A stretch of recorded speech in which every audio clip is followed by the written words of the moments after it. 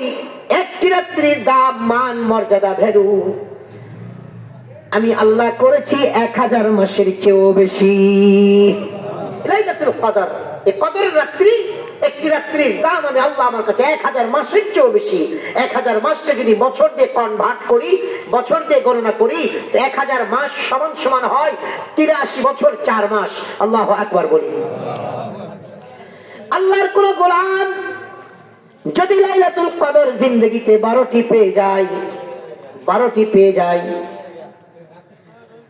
এই আয়াতে কারিমাগুলির শানে নুজুল বলে দেই, সাহাবায়ে কেরাম আমলের দিকটা কতটা প্রায়োরিটি দিতেন, আমলের নেকির বিষয়টাকে কতটা খেয়াল করতেন।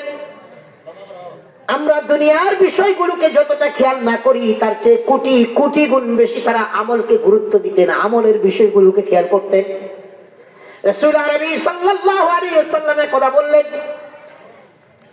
আগেকার যুগের নবী এবং উম্মতদের রব্বুল আলামিন হায়াত দিয়েছিলেন 800,1200 বছর।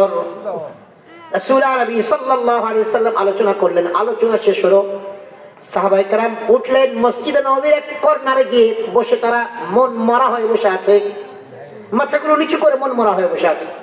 একটু পরে ওমর ইবনে খাত্তাব রাদিয়াল্লাহু তাআলা সেদিক দিয়ে পথ চলছিল, এবার কি ব্যাপার তোমাদের মন খারাপ কেন? ওমর রাদিয়াল্লাহু তাআলা কে তারা বলছেন যে আমাদের মন খারাপ। রাসূল আরবি সাল্লাল্লাহু আলাইহি ওয়াসাল্লাম কিছুক্ষণ আগে তিনি আলোচনা করেছিলেন, আগেকার যুগের নবীদের এবং উম্মতদের হায়াত ছিল, তারা বেঁচে থাকতেন 800, 1000, 1200 বছর করে। আচ্ছা, তো কি হয়েছে?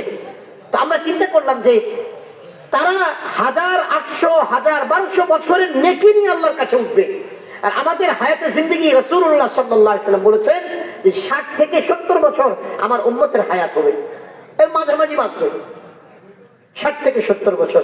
তো আমরা 60-70 বছরের নেকি কতটুকু আর নিয়ে আল্লাহর কাছে যাব? যারা 800, 1000, 1200 বছরের নেকি নিয়ে যাবে, তারা কত বেশি নিয়ে যাবে, এই চিন্তায় আমরা পেরেশান হয়ে গেছি।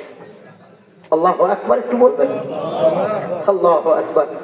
আমরা চিন্তা করি ক্ষমতা পালাবদল হয়েছে, কিছু মানুষ দাবি দাওয়া নিয়ে রাস্তায় নামছে, আগে কিছু করতে পারেনি স্বৈরাচারের সময়।